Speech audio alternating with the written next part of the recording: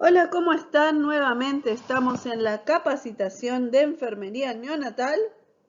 Yo soy la profesora licenciada Giovanetti Carla y en esta oportunidad vamos a ver el dolor en el recién nacido.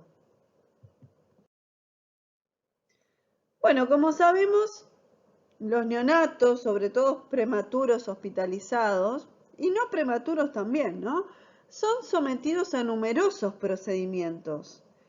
Y la mayoría de estos procedimientos es doloroso, ¿no? Tienen dolor. Y lo que sucede es que generalmente tratamos el dolor cuando aparece y cuando ya está instalado, cuando al bebé les duele, bueno, ahí intervenimos. Pero la intervención no la hacemos mediante la prevención, ¿no? Qué importante es prevenir el dolor antes de hacer cualquier procedimiento. ¿Cómo qué procedimientos? Vamos a ver algunos, muy rápido. Algunos de los procedimientos más comunes, hay un montón de procedimientos, pero algunos de los más comunes que se ven en la neo y que el dolor en los neonatos no es tratado, no se toma en cuenta, ni para prevenir y a veces ni siquiera posteriormente al, a la realización del procedimiento, ¿no? Vamos a ver el primero. Es una extracción de sangre de la manito del bebé, de la vena metacarpiana del bebé. Y bueno, es doloroso, al bebé le duele. Y no se toma ningún tipo de prevención, ni siquiera prevención no farmacológica al respecto. Yo por mi parte lo que hago para evitar o aliviar el dolor del recién nacido en la extracción de sangre, lo que hago es colocar al bebé al pecho. No, que tome la teta mientras le estoy sacando sangre. Porque de esta manera el bebé deja de llorar, se tranquiliza, le va a seguir doliendo, pero le va a aliviar el dolor estar en el pecho de la mamá. Sé que para enfermería puede ser un procedimiento, hacerlo de esta manera puede ser un procedimiento no cómodo, es mucho más cómodo poner al bebé en la mesa de examinación, en la colchoneta y hacer el procedimiento allí mismo. Pero si realmente estamos interesados en nuestro paciente, en aliviar el dolor del paciente, es una de las cosas que podemos hacer, ¿no? Hay varios procedimientos, por ejemplo, le están retirando la cinta al bebé. En realidad acá se le desplazó la sonda orogástrica al bebé, se la tienen que volver a colocar, ¿no? Y molesta, es un procedimiento que molesta, que tal vez le duela, y como les dije, estamos acostumbrados a tratar el dolor después y no a prevenirlo.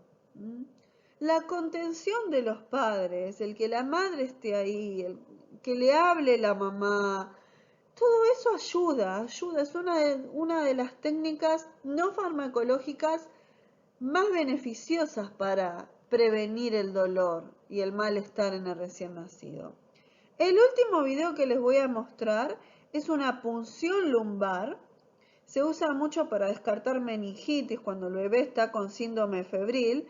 Eh, Después vamos a ver todas las técnicas y cómo asistir en ellas en el módulo siguiente de esta capacitación, pero acá lo que quiero que vean es que se concentren en el dolor que puede llegar a tener este recién nacido. Veamos el último video. Le van a hacer una punción lumbar para extraer el líquido cefalorraquídeo y es doloroso, ¿sí? Es doloroso. Se inserta una aguja, ¿ven? Y muchas veces no se hace nada, no se previene y posteriormente a veces ni siquiera se les da algo para el dolor.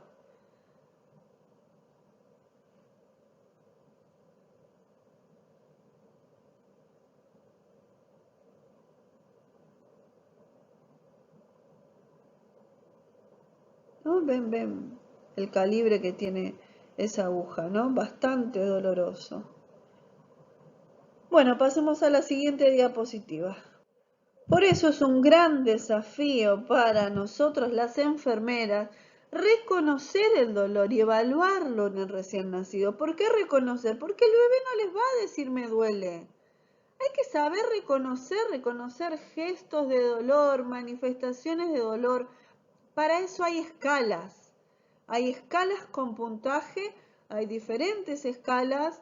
Cada institución podrá adaptar la que considere más valedera para el lugar, más beneficiosa, pero nosotros tenemos como enfermeros que evaluar el dolor y saberlo reconocer y ser responsables de hacer visible el dolor del bebé. Lo que el bebé no puede transmitir con palabras, hacerlo nosotros visibles al personal de salud, al personal que está trabajando con el bebé. Les voy a contar un caso, es un caso que sucedió en el 2008, ¿no? Es un caso que lo leí en una revista y me gustaría compartirlo con respecto al dolor del recién nacido. Había un paciente, un bebé prematuro, que tenía drenajes torácicos bilaterales, ¿no? Que no estaba requiriendo oxígeno ni tampoco tenía ventilación asistida. Hubo un pase de guardia desde el pase de la mañana del equipo de neonatología, de enfermería de neonatología, y se reúnen al lado de la cunita del paciente. Y cuando ya se están haciendo el pase de guardia, al final del encuentro, una enfermera, un miembro del equipo de enfermería, pregunta ¿qué hiciste para controlar el dolor, ¿no? ¿Qué le administraste? ¿Cómo manejaste el dolor de este paciente? Pero esta enfermera dice que hay una indicación escrita del doctor, ¿no? El médico había escrito fentanilo según dolor o cuando sea necesario. Esto es muy usual. Ponen fentanilo según dolor. Sabemos que el fentanilo es un opiáceo, ¿no? Entonces este miembro, esta otra enfermera que estaba recibiendo la guardia, le cuestiona la necesidad del uso de opiáceos para el tratamiento del dolor. Y la enfermera en realidad dice que no le había pasado el fentanilo porque se sabe que al ser un opiáceo tiene riesgo de depresión respiratoria y con la consiguiente necesidad tal vez de una asistencia mecánica, ¿no? Si le iba a administrar fentanilo, tal vez el bebé iba a tener que necesitar posteriormente una asistencia mecánica que no estaba recibiendo. La indicación de administrar fentanilo se suspendió, no se administró, pero no se indicó otro analgésico o no se administró otro analgésico para suplantar a ese opiáceo y que el bebé no sufra dolor, ¿no? Para aliviar el dolor del bebé. A la mañana siguiente se revisa la historia clínica del paciente y se constata que a pesar que este bebé tenía elevadas puntuaciones en la escala de dolor, ¿no? Porque acá sí en esta institución se estaba utilizando las escalas de dolor, el bebé no recibió ningún medicamento para aliviar ese dolor. La enfermera del turno noche le dijo de este hallazgo, se lo comentó al neonatólogo, pero la solicitud fue denegada y el paciente siguió siendo tratado con intervenciones que no eran farmacológicas y que no calmaron las puntuaciones de dolor, no hicieron que estas puntuaciones de dolor bajasen, ¿no? Entonces, ante la negativa de no administrar fentanilo porque podría llegar a tener un riesgo de depresión respiratoria, este bebé quedó soportando el dolor durante mucho tiempo. Esto pasó en el 2008. Fue un caso clínico que encontré en una de las revistas de enfermería. Durante mucho tiempo se pensó que el sistema nervioso del bebé estaba sin desarrollarse por completo, que no podía transmitir señales de dolor al cerebro. Esto es lo que se pensó durante mucho tiempo. Existían conceptos erróneos sobre el dolor en el recién nacido. ¿Qué se decía? que los recién nacidos tenían un sistema nervioso poco desarrollado, por ello su incapacidad de percibir y o procesar las señales de dolor, que las fibras nerviosas no mielinizadas estaban presentes en el feto o recién nacido aproximadamente en la semana 37 de gestación, pero que no eran capaces de transmitir señales de dolor, que los recién nacidos no son capaces de recordar experiencias dolorosas y por lo tanto carecen de las funciones situacionales y emocionales requeridas para interpretar la experiencia de dolor, ¿no?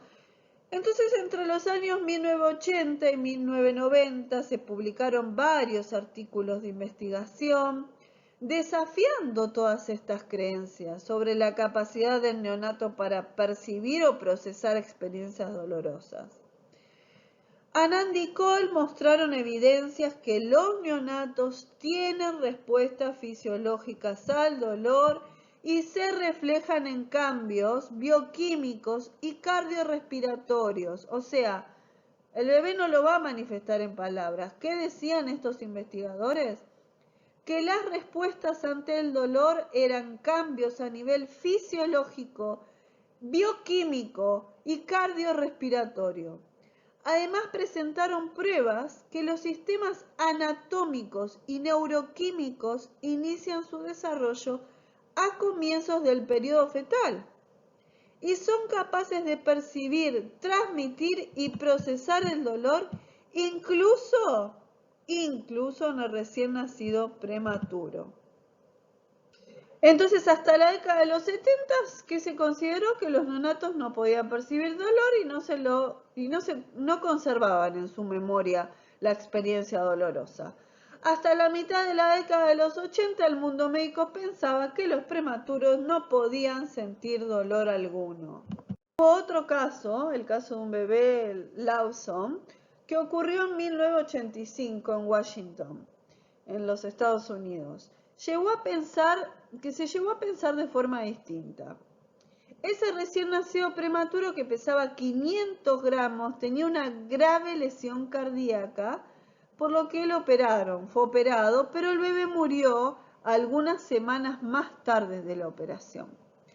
La madre, Jill Lawson, se dio cuenta de que su hijo solo fue paralizado con pancuronio. El pancuronio paraliza, ¿no? Y se encontraba despierto y sin ningún medicamento contra el dolor durante una operación a corazón abierto de varias horas de duración. Dios mío, pobre criatura. Su caso fue expuesto a los medios y llevó al mundo entero a conocer la escasa o ausente sensibilidad de los hombres de ciencia acerca del dolor sufrido por el neonato y el niño. Ella expresó lo siguiente: no puedo evitar preguntarme cómo ocurrió esta situación.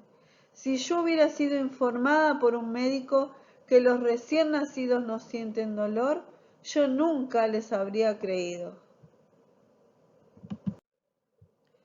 Bueno, vamos a definir qué es el dolor. ¿Qué dice la Asociación Internacional para el Estudio del Dolor? Que el dolor es una experiencia sensorial y emocional desagradable asociada a daño tisular real o un daño tisular potencial en algún sitio del organismo, ¿sí? O sea, lo relacionan con un daño en el tejido, un daño en el tejido tisular, que potencial o real, ¿no? En algún sitio del organismo. Bueno, ¿qué dice Nanda acerca del dolor? Dice que es un estado en el que el individuo experimenta y comunica la presencia de una molestia grave o de una sensación incómoda. Para Nanda eso es el dolor. Pero el bebé no puede verbalizar el dolor, ya lo dijimos, y depende de otros para identificarlo e interpretarlo. La función del dolor es señalar al sistema nervioso que una zona del organismo está expuesta a una situación que puede provocar una lesión. Esta señal desencadena mecanismos para evitar o limitar los daños y hacer frente al estrés. ¿Qué es el estrés entonces? Es un factor físico, químico y emocional que produce una tensión mental o corporal y puede ser causa de una enfermedad. El dolor se divide en 3 eventos, lo podemos dividir en 3 eventos. El primer evento es el evento de transducción. Es este evento que ocurre en el sitio donde se inicia el dolor al estimular los nociceptores por eventos mecánicos, térmicos o químicos. Acá vemos un ejemplo, ¿no? Por ejemplo, la punción, la extracción de sangre en las venitas del bebé. Para su propagación requiere sustancias químicas facilitadoras de la transmisión del estímulo, como son potasio, histamina, bradiquinina y prostaglandinas, ¿no? Entonces, la transducción ocurre justo en el sitio donde se va a iniciar el dolor y ahí empieza a estimular a unos. Y ahí empieza la cascada de eventos mecánicos, térmicos y químicos de dolor, la propagación del dolor. El segundo evento es la transmisión. Es el estímulo que se conduce hacia la médula y el encéfalo por fibras sensitivas mielinizadas tipo A y no mielinizadas tipo C. ¿Sí? Es la propagación del dolor, es la transmisión, es el estímulo que se conduce hacia la médula y el encéfalo. ¿Sí? Y después viene un tercer evento, que es la modulación. Entonces, ¿qué pasó primero? Ya vimos el primer evento, la transducción, ¿no? Que ocurría en el sitio donde se inicia el dolor, donde se empieza a estimular el dolor. Después, ¿qué pasaba? El dolor se tiene que propagar, ¿no? Ese estímulo, esa sensación, se conduce ¿a dónde? Hacia la médula y el encéfalo, por las fibras sensitivas. Y después pasa esta tercer parte, este tercer evento, que es el de la modulación, donde se realiza a nivel de la sustancia gris y médula espinal por medio de opioides endógenos. Opiáceos endógenos, endorfinas, encefalinas, calcitonina, neurotensina, somatostatina y serotonina. El organismo puede sintetizar su propia morfina endógena, ¿lo sabían eso? Para modular el mensaje nociceptivo. Es la última parte de la propagación del dolor, de la sensación de dolor. Bueno, ¿qué son? Porque hablamos de los opioides endógenos, ¿no? ¿Y qué eran? ¿Endógeno a qué se refiere? Endógeno de adentro, ¿no? Endógeno. Vamos a... Endo. Surge del interior del organismo como consecuencia de algún motivo interno. Entonces son opioides que surgen de adentro, de nuestro organismo. Después están los exógenos, los que nosotros consumimos, como por ejemplo el que te nombré en los casos anteriores, el fentanilo. Pero opioides endógenos nuestros que el organismo produce ayudan a combatir el dolor severo o persistente, reduciendo el nivel de dolor, previniendo la transmisión a centros superiores.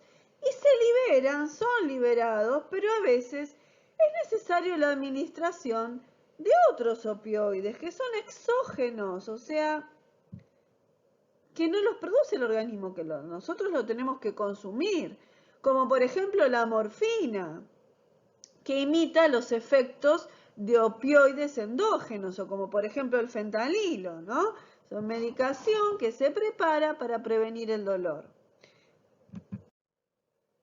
Antes de las 28 semanas de gestación, el feto ha desarrollado los componentes anatómicos necesarios para la percepción del dolor.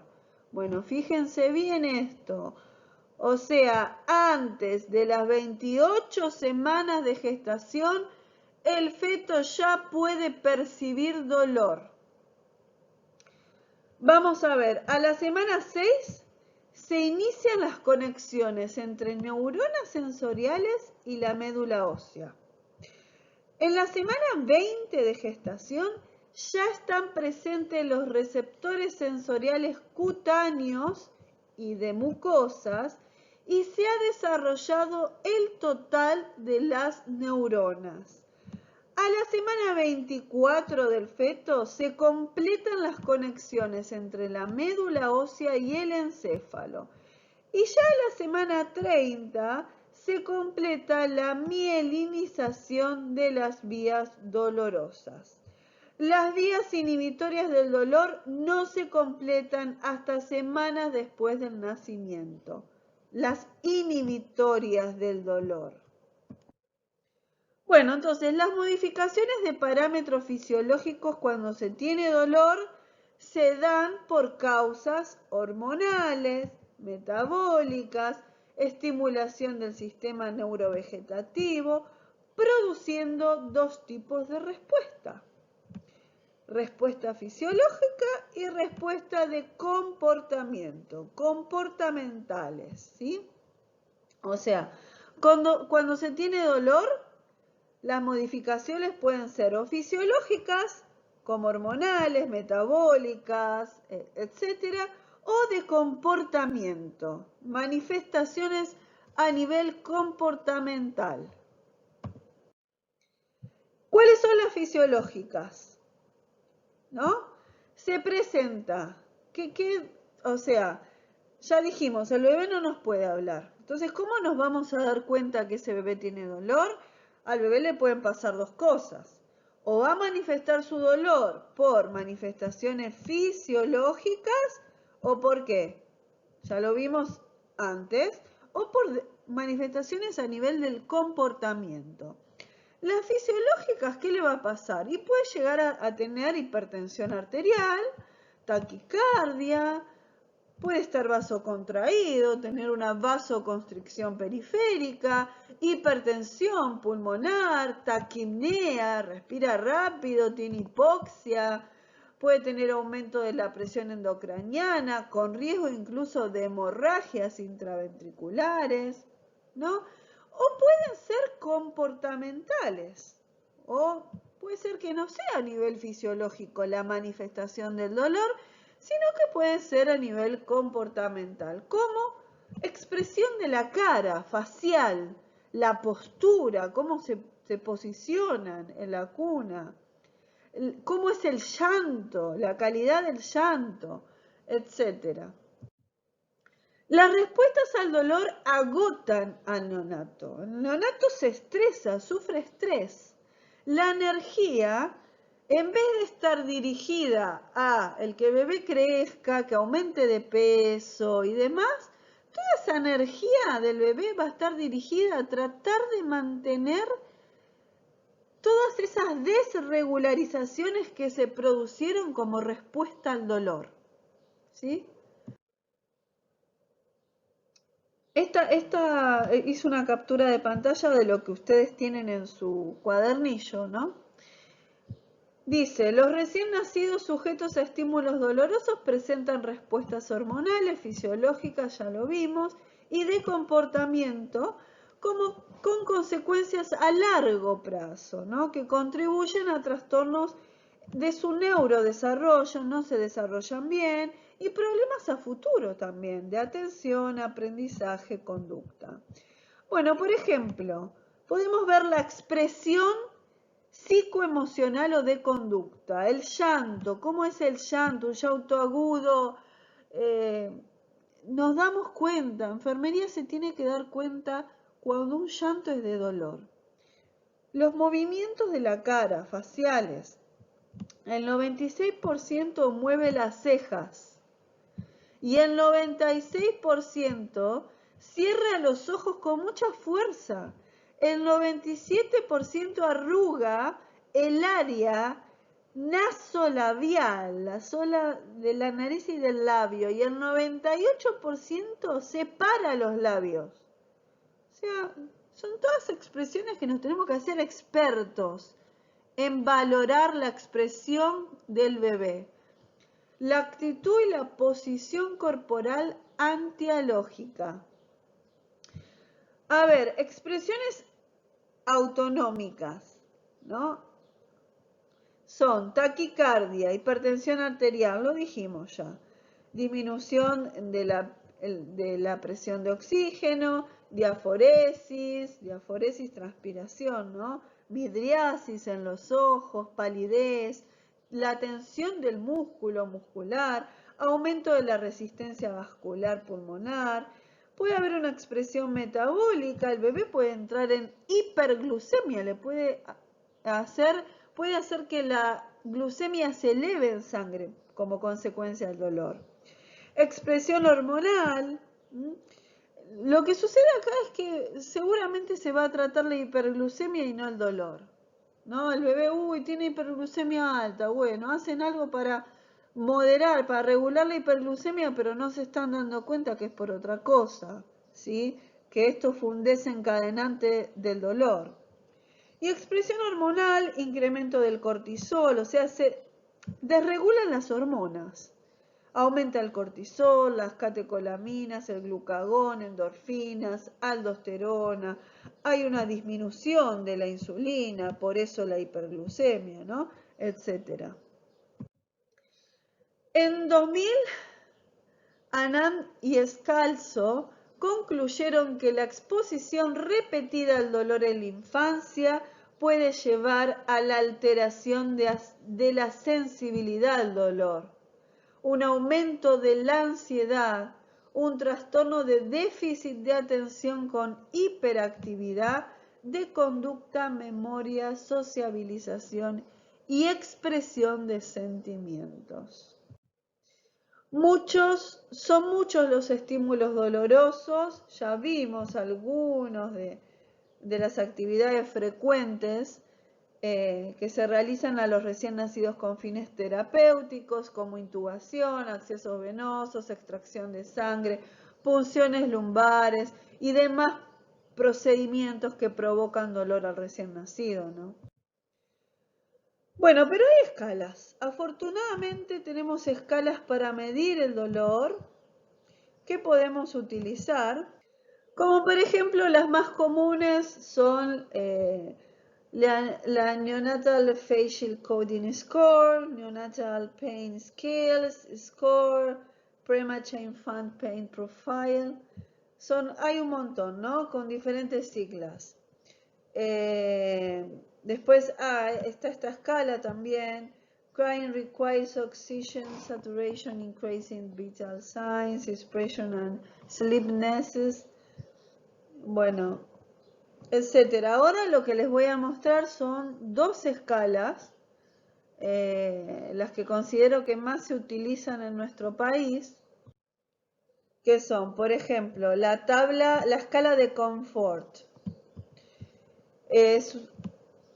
Acá tiene diferentes puntuaciones, ¿no? Y te marca, por ejemplo, el sentido de la alerta. ¿Cómo está? ¿Está profundamente dormido? Los ojos cerrados, ninguna respuesta a los cambios del ambiente, se le da una puntuación de 1. Y así se va sumando, ¿no? Ligeramente dormido, somnoliento. Después tenés a nivel de la agitación, cómo está, si está calmado, si está ansioso, si está muy ansioso, ¿no? Difícil de calmar, si tiene pánico, o sea, pierde el control.